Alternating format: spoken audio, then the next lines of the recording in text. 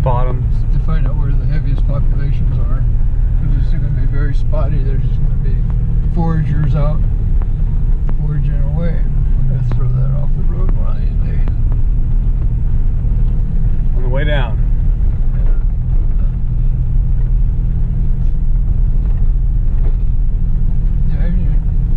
So what do you call this area? This is Antenna Hill? Yeah, and that, you know, it was because Julius used to put the antenna up there so he could get San Francisco and San Jose radio television stations. But, yeah. And so what, do you just run a huge wire, a piece of coax down the hill? Yep. Yep. Right down the fence line. Right down along the fence line. And that worked, huh? It worked. Yeah, he was probably one of the only people in the area that, back in the 40s that had, you know, the early 50s that had actual stations from up in the Bay Area. Or whenever they came online up there, he was able to get them down here. He was one of the first.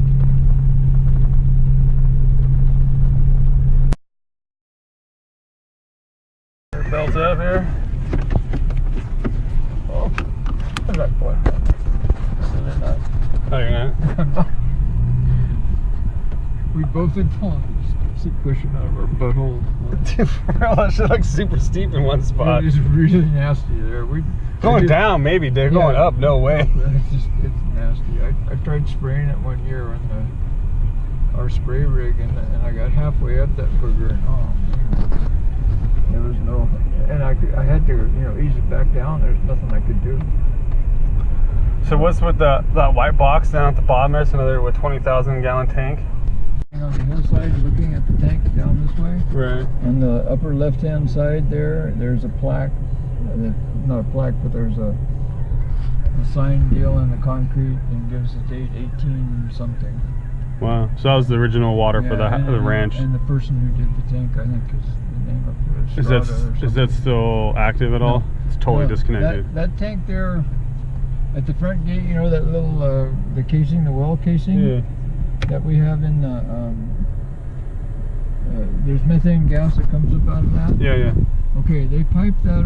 They turned a huge iron tank upside down and put it inside that tank there. Okay. And the water was in there, and the methane gas that would come out of that well that fed that tank down here would give enough gas. They ran a pipeline all the way back to the main house. And they ran their lights off of that and their stove off of that methane gas out of there for years. Wow. Yeah. Did that finally just dry up, or they just stopped doing that? No, they didn't need to do it once they got electricity and once they got, you know, natural gas. You know, well, yeah. Well, they do propane. Yeah, propane and stuff like that. It was a non-issue. But when everything was still being done on wagons and stuff, they had gas lamps and stuff. Shit. There used to be one of the old gas lamps around down there that was left over from the original. Unfortunately, over the years and the different family disputes, things got liberated, you know, which is too bad. Yeah. Interesting.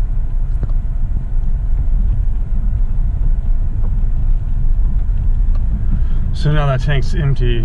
It's of no use. It's not hooked. No, it probably could be used again at some, you know, if you wanted to go in and surface it and everything. I just didn't know if it got repurposed as a storage tank or something. I remember you mentioned some tank down here had been diverted to storage for the cattle, where it was at one point. That's the storage tank for the cattle. The other white one, with the newer looking white one with the white roof. That's our the four on top are our mains now. Gotta have that 300 foot of head pressure. Well, that sure is. We were looking at that up there on the point. The satellite, or the solar. To get used to that. Yeah. I was kind of eyeballing it. I honestly think we could drop the whole antenna in half. Yeah. I don't think the sector needs to be as high as it is to get the service we need. I think we could reduce the profile on that a lot. Yeah. I figure we'll get it running and I'll worry about it later. But the seat of his pants. I don't think he did any calculations or anything. I just think he Well, yeah. Well, his dish is like right at the junction where the two antenna sections meet. I saw that. So it's like, well, damn, if you just put it down, it has 6 inches, and really? who cares? And then we don't even need this top section. And I think he just put the sector up there to give it the most coverage. But realistically, you know, with the points we're getting, point to point, it's like, I mean, I could put that wherever. Yeah, but it's not bad. You don't even notice it when you're coming in because that tree. Yeah, you don't see it at all coming in. When that tree goes. That's all you'll see. we'll transplant another tree over there. Alright. Most people don't even notice it's up there. You have to actually point it out to them. Yeah. Well, from the ground it's hard to see. Yeah, you don't see it until you're right at the gate, basically. Yeah, this was a mess over in here. I'm sure by the cattle that really worked it down, but it was tall. It was probably 4 feet, 3.5 to 4 feet tall. Wow. Over here, and it was a mess to come down with the Kubota. I don't know how many passes it took. I think at least 5 passes on it just to get down to the ground because there was so much grass and organic and everything on the way. Be pushed off to the side. Wow. That's a pain. Okay.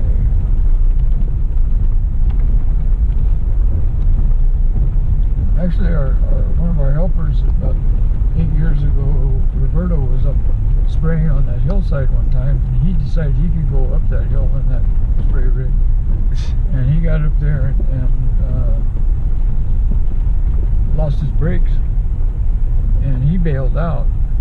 The truck rolled down the hill into this, through the fence, electric fence, into the other property over here, the Ansbury side. Right. Yeah, and stayed on its wheels and was running when I came back over here 45 minutes later. Still running. Where was he? He had walked all the way back over to the main house. He didn't want to drive it anymore. He was over it. Yeah, that was it. That was the last time he rode it? Did a nice ditch there? See that thing down there up against the post there? That's a bat. Yeah, okay. Yeah, we got some changes over here since I was over here a month ago.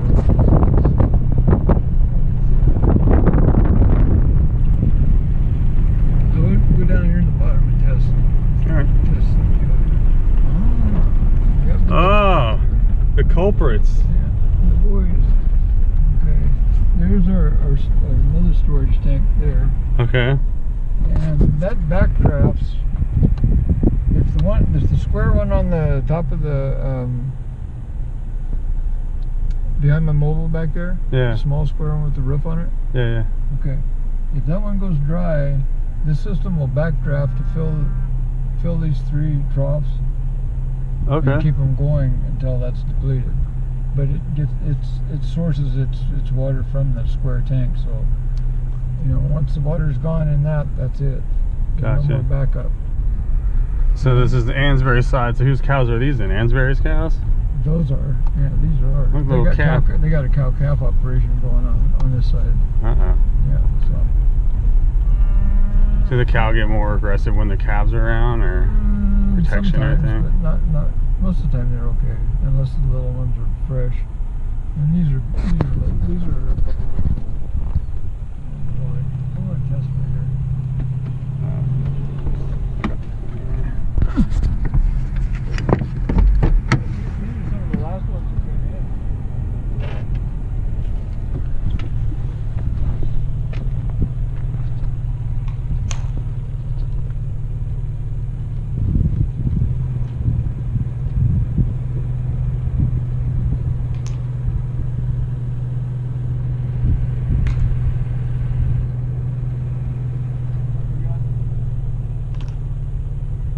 Nothing on this top one still. Bottom one's like 3 something. Yeah, you're fine. Okay, you got nothing on the top? Okay, I know where it's at then. We'll go up there and go down where the pigs come through over here in this low area. See where this low area is right over here? Yeah. The little swale is? Yeah. Right in there. That's like a highway into the vineyard for the pig. Okay. And 9 times out of 10, that's where your cross-up lines are doing. You want me to just stake those real quick while we're here? It's not hot, but you know, if you want to, you can dig it out. Talking about erosion, basically creating grounds so it gets wet. It's limiting our ability to run the bottom lines at all. New posts, if they put insulators on the ground wire, stapled the hot wire. Just got a little confused. Yeah. Checked twice. I think that was the point when they really wanted the kid that was over here supposed to be helping us come out here and started revolting on the guys. Yeah, what's that? that's a poison thing, but look at this crap here. So tell me, what is it? The fence. What the hell? They must have covered grapes or something like that at some point. I'm gonna test our air. It's like bird netting. There's another section of it over there on the barbed wire too. So, I mean, who knows where it came from? Could have been these guys. I'm sure we'll be the ones that have to get rid of it. It's not our problem. We'll have to get rid of it. It's not our responsibility, but it's our problem. Yeah, it's our problem. That's cool. Okay. Alright, I got a ground kind of floating down there on that pole. Let me jump out real quick and fix that. Alright, so we got... Come across. Yeah, they're all up in this. Look at this shit. I know, this one here too. These are 16 penny nails. They're the longest nails you can stick in the post. Posts are just coming apart. That's amazing. Amazing. Alright, well, I'll start working on this. So Jim's made a few points to think maybe sabotage happens. I don't know, I'm out here, I'm new, I don't know. But then we get incidences like this. Makes you wonder. Yeah, well, we had pig hunters in, so. And they arrested all those guys out here, so it's possible. This is where they were? Drug them underneath the fence and didn't want to take a chance of getting popped. So we're chasing this outage, we went around the fence line, fixed some pig hole stuff, got high power there, came back over here to double check, didn't have power up here still. So I actually found a fiberglass bat right about where the truck is that had been pushed over. The top lines were grounding into each other, you could hear them sparking out. So I went ahead and fixed that. Cattle are doing a little lineup on me.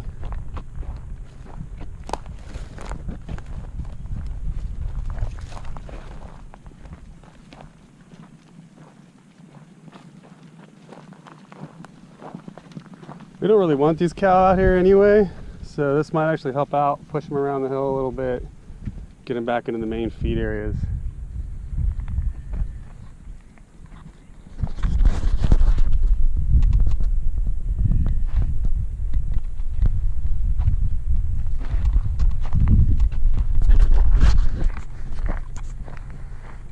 So we're just moving along. Keep my eye on this frisky one up here. I'm gonna jump this fence that comes at me.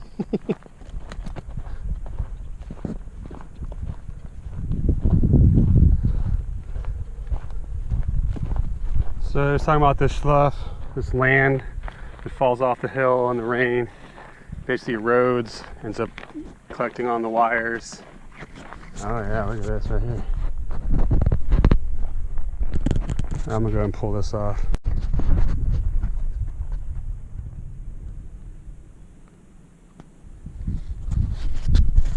Wilderness Unlimited. So, still checking for continuity on the line. We're getting power, which was more than we were getting before. It's only like 1 amp or something. The other one's like 2.5 to 3. So Jim seems to think these switches might be culprit or something else. The hell? metal. Was, Right across the hot line. was that just laying there? Yeah, it's laying right across the hot line. They trying to start a fire?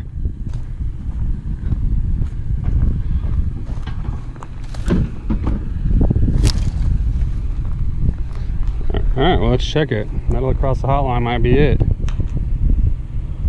1.3. So I can see here, like if a cow were to walk in here into this corner and then get wedged in. Yeah, they do.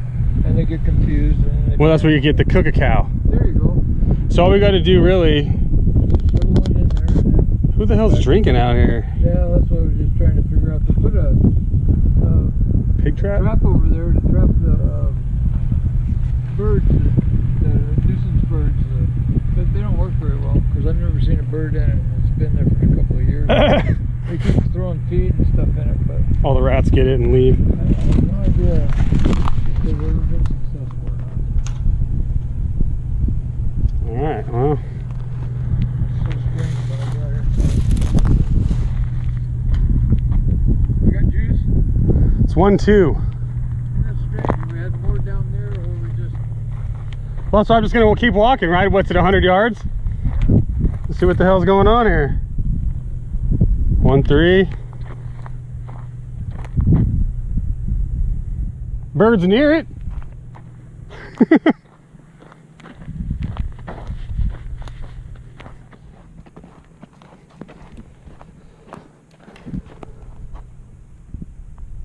One three, 1-3, 1-3, 1-3, 1-3, 1-3, 1-3, 1-3, 1-3, 1-3, 1-3, 3-2. This net. Let's see if we can just grab this out of here easily. I'm gonna say the answer is no.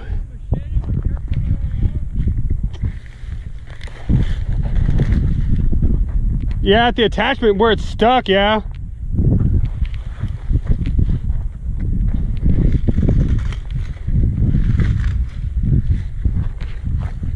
That wasn't necessarily a problem, but I cleared this net that we found on the fence.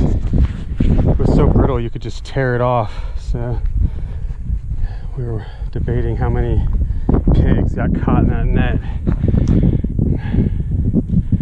3-2, 1-2. Losing 2 amps somewhere in the next, somewhere around here.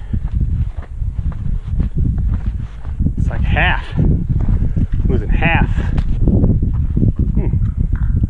Pins out. Probably should be a little more careful with that, but oh, my gloves on. That's a good thing. There you go, buddy. You can fuck with that tomorrow. All right. We got just fully down line. All right.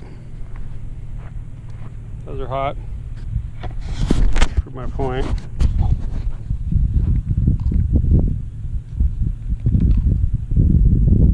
Boom.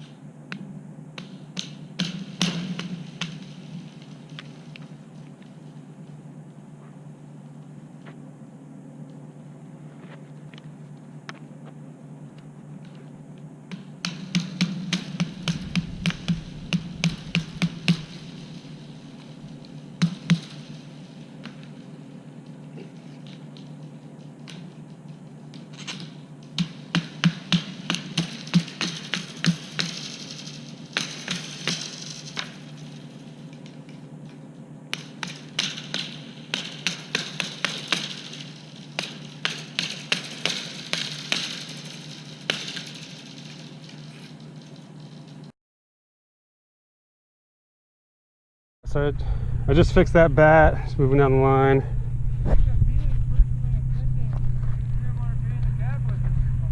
Let's get one knocked off. Move it down. All right, so we have one pole, a bunch of stuff wasn't insulated. We had the one bath was knocked over. So now we're getting 7 amps top, 8 amps bottom. Good stuff. All right, we're just investigating some of these steel poles. Jim was. All it takes is a crack one of these boogers to leak a little bit of juice. You don't even have one down there. No, of course you're not using it for a reason. What do you got there? It's back up at 6. Okay. So I go past this one. That's a hell of a drop. 6, 4, Oh, okay. 6. Okay. It was more on this one. All right. I just wanted to go back to the first wood one. So we're getting 6, 4 here. Okay.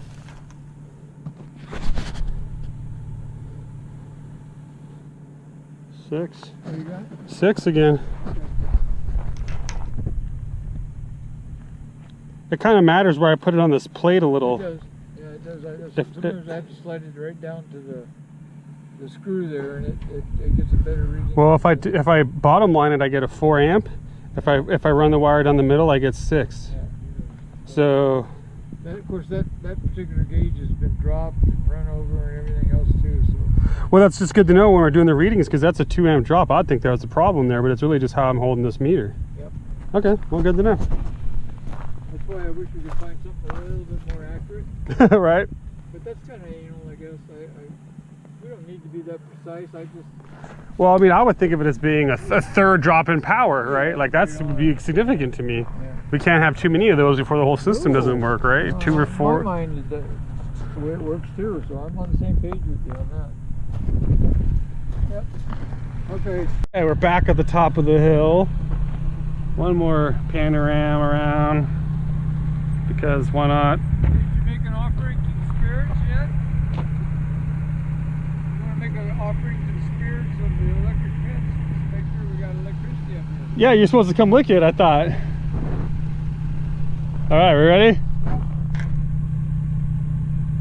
5, 6. All right. 5, 6 on both. That's what I'm talking about. Here you go.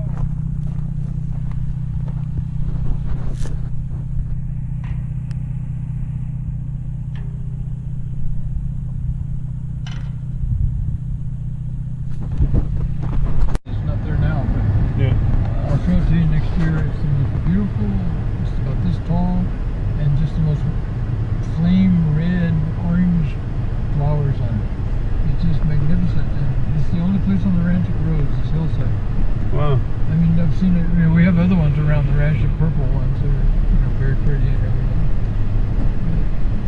But very unusual, and I don't know why only this hillside. There's some reason why, but I've not been able to figure that out. But it's quite a view from up here, huh? Yeah. Definitely. Yeah, you get a pretty good overview of where you're at. This mesa up here is part of the reason that we're so warm compared to the valley when you get down by the river. When you first come up on this mesa that runs along the San Lucia Mountains here, your temperature will go up. And it's only a matter of like 300 feet difference. Elevation, yeah. Elevation from the airport in King City to here. That's like 5 degrees. Yeah. But there's such a difference in the temperature. So if I'm seeing from here, that white tank, there's no roof on it right now. It's totally just open. Yeah. I don't even think the iron tank is in there anymore. I don't see anything. There's a little pulley. You can see where they had wires attached to the tank to keep it in the middle of keep it stabilized. Oh, yeah. It had anchors for that. I would have loved to have seen it. I would have loved to have seen that setup. Could you imagine having gas inside your house and gas to cook your meals on in a time when wood was the main source of. That's what I'm saying. That was living posh. Yeah, really. That was high end. Quite the talk of the valley, or high end. The local area. You would seek properties specifically for those features. Oh, absolutely. And it had natural water, it had its own water springs. I mean, that's what I'm saying. That's why this was such a gold mine at its time. Now it's, you know, there's other properties that are, but they've had lots of money put into them. But this was quite a find when Estrada got the original land grant and everything. And the Spanish, the explorers and people like that, they knew what they were looking for when they decided to come and conquer stuff. They had a checklist. Yeah, really. I read about one of the guys on one of the first explorations up the valley. Actually, was responsible for planting a lot of the mustard that we see now, because he used that as a way of getting back to in a couple of years when they were supposed to return to the boat to go back to Spain. He wanted to be able to follow these mustard plants back so he wouldn't lose his way. So it's a tale and a story, but it's backed up by actual writing, you know. Wow. That you can access. So it's a story with this trunk burned out. Lightning. It's burned out. That's it. Tried to burn it one year, and that's as much burnt. We've had a couple fires on the ranch. You know, not any real big ones since I've been here, but there's been fires here before.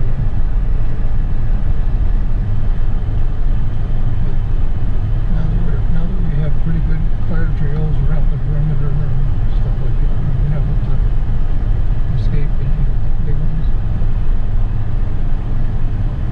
I'm gonna toss that over.